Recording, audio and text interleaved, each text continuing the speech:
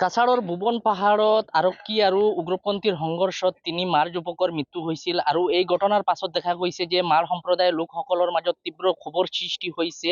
ইতিমধ্যে কাছাৰৰ বিভিন্ন প্ৰান্তত মাৰ সম্প্ৰদায়ৰ লোকসকলে প্ৰতিবাদী কাৰ্যসূচী ৰূপায়ণ কৰি আহিছে আৰু এতিয়া দেখা গৈছে যে এই ক্ষোভ মণিপুৰ ৰাজ্যতো দেখা গৈছে আৰু মই বৰ্তমান উপস্থিত আছো মণিপুৰ ৰাজ্যৰ জিৰিবাম জিলাৰ ছোটবেকৰা অঞ্চলত আৰু ইয়াতে আজি এই ৩ যুৱকৰ মৃত্যুৰ প্ৰতিবাদত এক তীব্ৰ প্ৰতিবাদী কাৰ্যসূচী ৰূপায়ণ কৰি আছে। ইয়াৰে মাৰ সম্প্ৰদায় সহ কুকি সহ বিভিন্ন উপজাতিৰ লোকসকলে এক তীব্ৰ প্ৰতিবাদী কাৰ্যসূচী ৰূপায়ণ কৰি আছে আৰু মই বৰ্তমান উপস্থিত আছো মণিপুৰ ৰাজ্যৰ জিৰিবাম জিলাৰ ছোটবেকৰা অঞ্চলত আৰু আপোনালোকে দেখি আছে এইদৰে কণ কণ ছাত্ৰ ছাত্ৰী সহ ইয়াৰে যিসকল পুৰুষ মহিলা আছে হাজাৰ হাজাৰ পুৰুষ মহিলাসকলে আজি এক প্ৰতিবাদী কাৰ্যসূচী গ্ৰহণ কৰিছে। তেওঁলোকে ইয়াতে এটা সমদল ওলাই এই ঘটনাৰ যি ৩ যুৱকৰ মৃত্যু হৈছে মাৰ যুৱকৰ এই মৃত্যুৰ প্ৰতিবাদত তেওঁলোকে আজি ইয়াতে এইদৰে দেখা গৈছে তীব্ৰ প্ৰতিবাদী কাৰ্যসূচী ৰূপায়ণ কৰি আছে আৰু ইতিমধ্যে এই ঘটনালৈ দেখা গৈছে যে যথেষ্ট চাঞ্চল্যৰ সৃষ্টি হৈছে। ইতিমধ্যে হাইকোৰ্টত গৈ পাইছে এই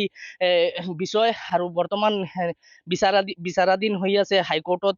ইতিমধ্যে এই যি ৩গৰাকী যুৱক সেই যুৱকৰ মৃতদেহ শিলচৰ মেডিকেল কলেজত মৰ্গত ৰখা হৈছে আৰু দেখা গৈছে যে যোৱা ১৭ তাৰিখৰ পুৱতি নিশা কাছাৰৰ অসম মিজোৰাম সীমান্তৱৰ্তী ভুৱন পাহাৰত আৰক্ষী আৰু উগ্ৰপন্থীৰ সংঘৰ্ষ হৈছিল আৰু আৰক্ষীয়ে দাবী কৰাৰ মতে এই সংঘৰ্ষৰ সময়ত আৰক্ষী আৰু উগ্ৰপন্থীৰ গোলাগুলিৰ সময়ত ৩ মাৰ যুৱকৰ মৃত্যু হৈছিল। যি মাৰ যুৱকক ১৬ তাৰিখৰ আবেলি কাছাৰৰ দলাই গংগানগৰৰ পৰা আৰক্ষীয়ে গ্ৰেপ্তাৰ কৰিছিল মাৰানাস্ত্ৰ সহ আৰু পিছত কাছাৰৰ আৰক্ষী অধীক্ষক নোমাল মাহাতাই দাবী কৰিছিল এই ৩ যুৱক উগ্ৰপন্থীৰ সদস্য। তাৰ পিছত দেখা গৈছে যে এই ঘটনা মানি ল'ব পৰা নাই মাৰ সম্প্ৰদায়ৰ লোকসকলে আৰু এইদৰে কাছাৰৰ পাছত এইবাৰ দেখা গৈছে যে মণিপুৰতো সেই খবৰ সৃষ্টি হৈছে। ইয়াতে আজি এক তীব্ৰ প্ৰতিবাদী কাৰ্যসূচী ৰূপায়ণ কৰি আছে মাৰ সম্প্ৰদায়ৰ সহ বিভিন্ন উপজাতিৰ লোকসকলে আৰু হাতত প্লে কাৰ্ড লৈ অসম আৰক্ষীৰ বিৰুদ্ধে বিভিন্ন শ্লোগান দিয়া হৈছে ইয়াতে আৰু আপোনালোকে দেখি আছে এইদৰে স্কুলীয়া ছাত্ৰ ছাত্ৰী সহ ইয়াৰে পুৰুষ মহিলাসকল হাজাৰ হাজাৰ পুৰুষ মহিলাসকল ওলাই আহিছে আৰু এই ছোটবেকৰা অঞ্চলত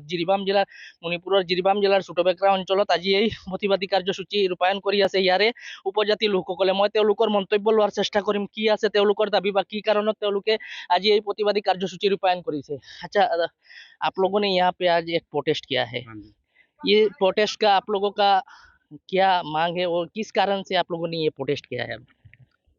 अच्छा सर, आज हम लोग ने यहाँ पे रैली किया है, पीसफुल प्रोटेस्ट किया है, रैली किया है, क्योंकि हमारा मांग है कि जो हमारा 3 भाई है जो शहीद हुआ है, जो असम पुलिस ने जो इनजस्टिस किया है, एक्स्ट्रा जुडिशियल किलिंग और ये कस्टोडियल डेथ हो गया ये तो, और वो इसकी वजह से हम लोग इतना सारा हम लोग इकट्ठा करके ये हम सरकार से, असम सरकार से और भारत सरकार से हमारा मांग है कि हमें जस्टिस दिया जाए।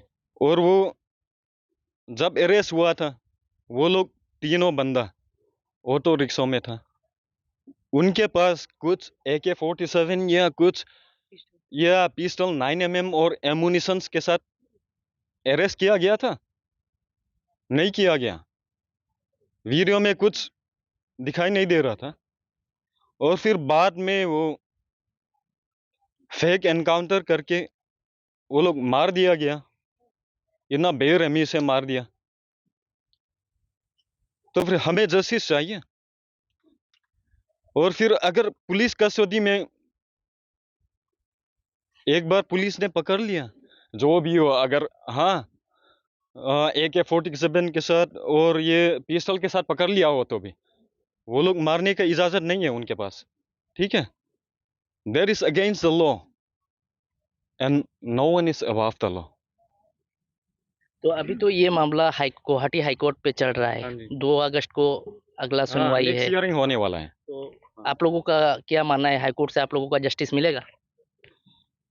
वो तो अगर हाई कोर्ट का जज अगर मतलब वो सच के साथ देना चाहता है तो हमारा जस्टिस होगा। सरकार किसके साथ साइड ले रहा है? हाँ, ये हम लोग माइनॉरिटी के साथ ऐसे नाइंसाफी करेगा तो हम कैसे चुप रहेगा? हम चुप नहीं रहेंगे।